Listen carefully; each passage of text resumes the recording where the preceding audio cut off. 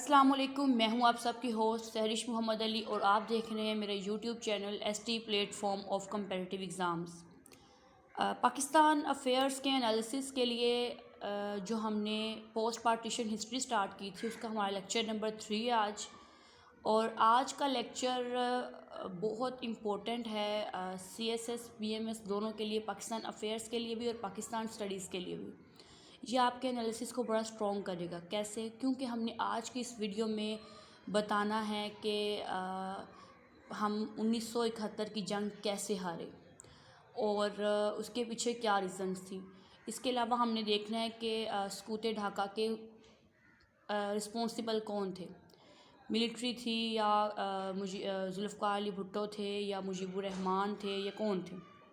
اس کے بعد اس میں ہم نے ایک اور چیز جو دیکھنی ہے وہ یہ دیکھنی ہے کہ حمود الرحمان کمیشن جو ابھی آئی کے دور میں شائع ہوا، اس کے کچھ پوائنٹس دیکھیں گے ہم، ٹھیک ہے۔ آج کی ویڈیو بہت زیادہ امپورٹنٹ ہے آپ کی سی ایس ایس اور پی ایم ایس دونوں ایگزامس کے لیے۔ آپ کو فیکٹس اینڈ فگرز پتہ چلیں گے اس میں۔ چلیے ہم اپنا لیکچر سٹارٹ کرتے ہیں۔ ہمارا لیکچر نمبر 3 ہے جنرل یحییٰ خان۔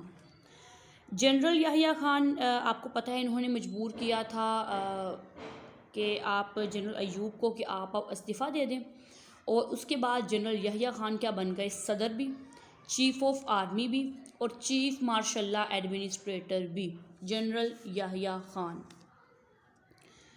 ٹھیک ہے۔ اب جنرل یحییٰ خان نے کو پتہ تھا کہ پچھلے دور میں ایوب نے کیا کیا۔ ایوب خان نے جو سیاسی جماعتوں پر پابندیاں لگائیں اور لوگوں کو جیل بند کیا اور ان پر سب کچھ کیا، تو اس کے نتائج اچھے نہیں تھے۔ آپ نے پچھلی ویڈیو میں دیکھا ہوگا، اس کے نتائج اچھے نہیں تھے، اور ان نتائج کی وجہ سے ہی بہت زیادہ معاملات خراب ہوئے تھے، اور یوں سمجھیں کہ یہی اس کی اپنی بربادی تھی، یہ بہت زیادہ اس کی سختیاں۔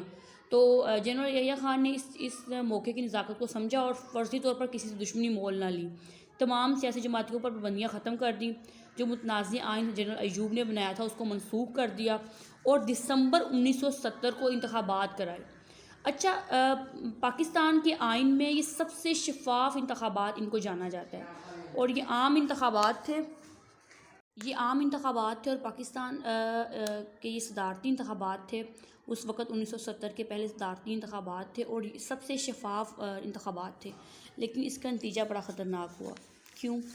کیونکہ اس وقت مشرقی پاکستان میں شیخ مجیب الرحمان جیتے اور ان کی سیٹ تھی 160 سیٹس، اور مغربی پاکستان میں ذوالفقار علی بھٹو جیتے اور ان کی سیٹ تھی 81 سیٹس، اور مغربی پاکستان میں مجیب الرحمان ایک بھی سیٹ نہیں جیت سکے، اور ذوالفقار علی بھٹو مشرقی پاکستان میں ایک بھی سیٹ نہیں جیت سکے تھے۔ یہاں پر مسئلہ ہوا، لیکن دیکھا جاتا تو 160 سیٹس زیادہ تھیں۔ اگر یہاں پر انتخابات شفاف ہوئے تو اس کا نتیجہ بھی شفاف اس پہ لاگو ہونا چاہیے تھا۔ آئینی لحاظ سے پاکستان کے نئے حکمران شیخ مجیب الرحمان کو ہی ہونا چاہیے تھا، لیکن ذوالفقار علی بھٹو نے ایسا نہیں ہونے دیا، اور اس سارے معاملے میں جنرل یحییٰ کا بڑا کردار تھا۔ وہ اس وقت کے صدر پاکستان تھے، وہ اس وقت کے چیف مارشل لا ایڈمنسٹریٹر تھے، وہ اس وقت کے چیف آف آرمی اسٹاف تھے۔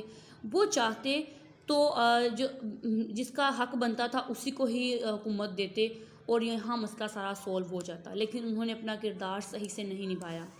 اچھا، 1 فروری 1971 میں اس سارے معاملے کو دیکھنے کے لیے جنرل یحییٰ نے ڈھاکہ میں قومی اسمبلی کا اجلاس بلایا۔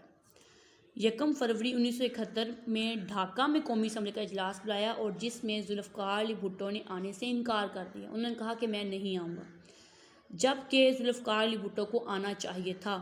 ان کو مجیب الرحمان صاحب سے جو بھی اختلافات تھے وہ بیٹھ کر سولو ہو سکتے تھے، اس پر بات چیت کی جا سکتی تھی، مسئلے کا حل نکالا جا سکتا تھا، لیکن انہوں نے ایسا نہیں کیا اور انہیں آنے سے انکار کر دیا۔ اور یہ اجلاس نے کہا کہ میں اس میں نہیں آؤں گا، بلکہ انہوں نے صرف اتنا ہی نہیں کہا تھا، انہوں نے کہا تھا اپنے نمائندوں کو بھی انہوں نے دھمکی دی تھی کہ جو قومی اسمبلی کے اجلاس میں جائے گا وہ اس کی ٹانگیں توڑ دیں گے۔ تو یہ ذوالفقار علی بھٹو نے اپنے نمائندوں کو، اپنے تمام ساتھیوں کو بھی یہ دھمکی دی تھی کوئی بھی اس اجلاس میں نہیں جائے گا۔ اب ذوالفقار علی بھٹو کو اصل میں جو پرابلم تھی نا، وہ شیخ مجیب الرحمان کے 6 نکات سے تھی۔ اچھا ویورز، یہاں میں آپ کو بتاؤں کہ شیخ مجیب الرحمان کے جو 6 نکات ہیں یہ بہت امپورٹنٹ ہیں CSS PMS دونوں کے لیے. میں چاہتی تو اس کو اسی ویڈیو میں کور کر سکتی تھی، لیکن میں اس کو اس ویڈیو میں کور نہیں کروں گی کیونکہ اس سے ان کی امپورٹنس کم ہو جائے گی اور باقی جو ہمارے اہم پوائنٹس ہیں وہ صحیح سے ڈسکس نہیں ہو جائیں گی، ویڈیو بہت لمبی ہو جائے گی. تو آج رات کو انشاءاللہ میں اس کے لیے ایک شارٹ ویڈیو بناؤں گی، شیخ مجیب الرحمان کے 6 نکات اس میں ڈسکس کروں گی، اور وہ آج انشاءاللہ رات کو آپ کو ویڈیو مل جائے گی. وہ آپ لازمی دیکھیے گا. CSS PMS دونوں کے پیپرز کے حوالے سے وہ بہت امپورٹنٹ ہے. اچھا، شیخ مجیب الرحمان کے جو 6 نکات تھے نا، بھٹو کہتا تھا، ذوالفقار بھٹو کہتے تھے کہ یہ اصل میں پاکستان کی علیحدگی کے نکات ہیں. انہوں نے مجیب الرحمان صاحب پر یہ الزام لگایا کہ اصل میں یہ پوائنٹس دکھا کر وہ یہ کہنا چاہ رہے تھے کہ یہ پوائنٹس جو ہیں وہ علیحدگی کے پوائنٹس ہیں. اس میں کتنی سچائی ہے کتنی نہیں ہے وہ ہم رات کی ویڈیو میں انشاءاللہ دیکھیں گے. میں آپ کو یہ ڈسکس بھی کروں گی. اچھا، اب بھٹو نے کیا کیا، دباؤ ڈالا اور کہا کہ قومی اجلاس ملتوی کر دیا جائے جو جنرل یحییٰ خان نے بلایا تھا. یہاں جنرل یحییٰ خان بھی غلط تھے. اگر بھٹو نہیں آ رہے تھے تو وہ اپنا اجلاس کرتے، اور بہت سے لوگ تھے، بہت سی سیاسی پارٹیاں، سیاسی لیڈرز تھے جن سے بیٹھ کے مشورہ کیا جا سکتا تھا جنرل سے، لیکن انہوں نے ایسا نہیں کیا اور انہوں نے بھٹو کے دباؤ میں آ کر قومی اجلاس کیا کر دیا، ملتوی کر دیا. اور جب انہوں نے یہ اجلاس ملتوی کیا تب مشرقی پاکستان کو سمجھ آ گئی تھی کہ ابھی بھی اشرافیہ اپنی ہوس کی پجاری ہے اور ابھی بھی وہ صرف اقتدار چاہتی ہے، انہیں انصاف سے کوئی لینا دینا نہیں ہے. آپ کو پتہ ہے مغربی پاکستان اور مشرقی پاکستان میں سارا را مٹیریل ہوتا تھا اور اس کا جو فائدہ ہوتا تھا وہ آ کے مغربی پاکستان کے لوگ لیتے تھے، لیکن ان کو اس کا بہت کم حصہ دیا جاتا تھا. اچھا، مشرقی پاکستان میں جب یہ سب کچھ پتہ چلا تو وہاں پر ایک سول نافرمانی کی تحریک شروع ہو گئی مشرقی پاکستان میں. تو اب جب مشرقی پاکستان میں سول نافرمانی کی تحریک شروع ہوئی اور یہی وہ موقع تھا جب جس سے بھارت کو اپنا فائدہ اٹھانا تھا، اور اس نے کیا کیا، اس نے بنگالی علاقے میں وہاں پر ان لوگوں سے ملے جو ان کا گروہ تھا نا، باغی گروہ مکتی واہنی، ان کے ذریعے مسلح بغاوت شروع کروا دی اور ان کو سپورٹ کرنا شروع کر دیا کہ آپ بغاوت شروع کریں. اور ان کے مکتی واہنی کے جو لوگ تھے انہوں نے کیا کیا، پاک فوج پہ بھی مطلب انہوں نے ان پہ بھی اٹیک کرنا شروع کر دیا اور مغربی پاکستان کے حامیوں پہ بھی حملے شروع کر دیے. اور پھر انہوں نے، یہ وہ موقع تھا جب یہ تمام اتنا انتشار پھیلا ہوا تھا مکتی باہنی کے گروہوں کا پاک فوج پر اور مغربی پاکستان کے حامیوں پر جو اٹیک تھا، اس کو روکا جا سکتا تھا. یہ وہ آخری موقع تھا جب جنرل یحییٰ خان اپنا کردار نبھاتے اور چپ کر کے جو اقتدار جس کا تھا اس کو دیتے اور ایک باعث فیصلہ کرتے، تو کبھی بھی ایسا نہ ہوتا، کبھی بھی اتنا انتشار نہ پھیلتا. خیر، فوجی ایکشن شروع ہو گیا، بجائے انہوں نے کوئی فیصلہ کرنے کے فوجی ایکشن شروع کروا دیا. اور اس فوجی ایکشن میں آپ کو پتہ ہے پھر کیا کیا ہوتا ہے اور کیا کیا نہیں ہوتا، اور اس کے بارے میں حمود الرحمان کمیشن میں بہت ڈیٹیل میں لکھا ہوا ہے، ویڈیو کے اینڈ میں بتاؤں گی آپ کو. اچھا، فوجی ایکشن شروع کروا دیا اور فوجی ایکشن میں ذوالفقار علی بھٹو اور تمام بڑی سیاسی پارٹیوں کو ان کی سپورٹ حاصل تھی فوجی ایکشن کو، اور فوجی ایکشن نے مل کر 9 ماہ میں اس کو کچل دیا، اس بغاوت کو. اچھا، اس کے بعد بھارت نے کیا کیا، انٹرنیشنل بارڈر کراس کر کے پاکستان پر کر دیا حملہ. اب دیکھیں کچھ اس میں اگر آپ دیکھیں چیزوں کو تو یہاں پر میں نے ایکچوئل نقشہ تو نہیں بنایا، لیکن بس میں نے سمجھانے کے لیے چھوٹا سا ایک اسکیچ بنایا. یہ ہے مغربی پاکستان، یہ ہے بھارت، اور یہ ہے مشرقی پاکستان. اب مغربی پاکستان اور مشرقی پاکستان کے درمیان جو رستہ ہے اس میں بھارت آتا ہے. اب انٹرنیشنل بارڈر کراس کر کے بھارت نے ادھر سے حملہ کر دیا، ادھر سے بھی حملہ کر دیا، ادھر سے بھی، چاروں طرف سے بنگال کو کیا کر لیا، گھیرے میں لے لیا. اب جو پاکستان کے فوجی تھے وہ مغربی پاکستان میں تھے، سینٹرل میں تھے. اب مرکز سے یہ تھے 1000 میل کے فاصلے پر. ان کا یہاں سے آنا اور پاک فوج کی سپلائی یہاں پر ایک طرح تھوڑا سا مشکل کام تھا. اور یہ مغربی پاکستان سے فوج کا یہاں تک آنا اور ان کی سپلائی تھوڑا مشکل تھا، لیکن وہ آئے بھی، وہ لڑے بھی، بہت سے لوگوں نے اپنی جان بھی گنوائی، لیکن وہ ہماری ہاری ہوئی جنگ تھی. ہم اس جنگ میں ہماری بڑی شرمناک ہار ہوئی ہمیں، بہت زیادہ. اور اس وقت 90,000 پاکستانی فوجی جو تھے وہ بھارت کے قید میں چلے گئے. بڑی ہی شرمناک جنگ تھی. کیا اس جنگ کو مزید چلایا جا سکتا تھا یا نہیں، یہ بھی ہم دیکھیں گے اس ویڈیو میں انشاءاللہ. اچھا، اب جب یہ ہوا تو اسی دن اس دن کو بھارت بہت زیادہ سیلیبریٹ بھی کرتا ہے اور بہت زیادہ وہ اس کو ہائی لائٹ بھی کرتا ہے۔ یہ وہ سیاہ دن تھا 16 دسمبر کا، جس میں فال آف ڈھاکہ ہوا۔ مشرقی پاکستان اور مغربی پاکستان نہیں رہا تھا، مغربی پاکستان بنگلہ دیش بن گیا تھا اور مغربی پاکستان صرف پاکستان رہ گیا تھا۔ 16 دسمبر کو فال آف ڈھاکہ یہ وہ دن تھا جس میں ہم اپنا ایک بازو ہم نے کھویا، اور یہی وہ دن تھا بعد میں جہاں پر جب اے پی ایس کا جو حملہ ہوا پشاور اے پی ایس پہ، اور وہ بھی ہمارے بہت سے وہاں بچوں کو شہید کیا گیا۔ خیر آگے چلتے ہیں۔ اچھا، اب آخری شخص اس وقت بھی جو بچا سکتا تھا، آپ کو پتا ہے وہ کون تھا؟ میں پہلے بھی بتایا، جنرل یحییٰ خان تھے۔ وہ چاہتے تو یہ سب کچھ ہونے سے بچا سکتے تھے۔ نیگوسیشن کا بہت سا ایک گیپ بچتا تھا جس کو حل کیا جا سکتا تھا، پر کیا نہیں گیا اس کو۔ تو لیکن میں یہ بھی نہیں کہوں گی کہ صرف جنرل یحییٰ ہی اس کے ذمہ دار تھے۔ آپ کو پتہ ہے، میں نے آپ کو پچھلی ویڈیو میں بھی بتایا تھا کہ اتنے سال 10 سال حکومت تو رہی فوجیوں کی، جنرل ایوب کی، اور ایک دن سے ذوالفقار علی بھٹو نے کہہ دیا ادھر تم اور ادھر ہم، اور انہوں نے کہہ دیا جو قومی اسمبلی کے اجلاس میں جائے گا تو میں اس کی ٹانگیں توڑ دوں گا۔ تو صرف اس کے پوائنٹس اور جنرل یحییٰ کو صرف یہ نہیں ہم کہہ سکتے، اس میں ایک لمبی ناانصافیاں تھیں، ایک لمبے اس کا بیک گراؤنڈ تھا۔ کبھی بھی کوئی بھی چیز خراب ہوتی ہے، اس کا پس منظر، اس کے پیچھے کے حالات بہت زیادہ ہوتے ہیں۔ اس کے بارے میں ایک شعر ہے کہ وقت کرتا ہے پرورش برسوں، حادثہ ایک دم نہیں ہوتا۔ یعنی کہ فال آف ڈھاکہ جو ہوا اس کے پیچھے بہت سی وجوہات تھی، بہت سے عوامل تھے، بہت سے اس کے مسئلے تھے، جو اگر ہم جنرل یحییٰ نے ایک پیج کے ذریعے جو اقتدار تھا وہ ذوالفقار علی بھٹو کو دے دیا۔ اس کے بعد ذوالفقار علی بھٹو بن گئے دستور ساز اسمبلی کے سربراہ اور ماشاء اللہ ایڈمنسٹریٹر، اور ذوالفقار علی بھٹو صاحب نے جنرل یحییٰ کو کر دیا نظر بند، اور جنرل یحییٰ پھر اپنی عمر کے باقی حصے میں تقریباً نظر بند ہی رہے تھے۔ اچھا، جنرل یحییٰ پھر بھٹو کی جب پھانسی ہوئی بھٹو کو، اس کے 1 سال بعد ان کی وفات ہوئی۔ اچھا نیکسٹ، بنگلہ دیش میں جب بنگلہ دیش علیحدہ ہوا تو وہاں بھی فوجی بغاوتیں شروع ہو گئیں، اور تقریباً 4 سال کے بعد فوجی نوجوانوں نے مجیب الرحمان صاحب کے گھر میں گھس کر انہیں قتل کر دیا۔ یعنی کہ سقوط ڈھاکہ کے 3 اہم کردار ڈھاکہ بنگلہ دیش علیحدہ ہونے کے بعد تقریباً 10 سال کے اندر ہی چل بسے، اللہ کو پیارے ہو گئے۔ بھٹو 1979 کو ان کو پھانسی دی گئی، شیخ مجیب الرحمان 1975 میں ان کو گھر میں گھس کر قتل کیا گیا، اور جنرل یحییٰ کی ڈیتھ ہوئی 1980 میں، بھٹو کی پھانسی کے 1 سال بعد، اور سقوط ڈھاکہ کے 4 سال بعد شیخ مجیب الرحمان 71 میں وہ واقعہ ہوا تھا 1971 والا، اور سقوط ڈھاکہ والا، اور 1975 میں ان کی ڈیتھ ہو گئی تھی۔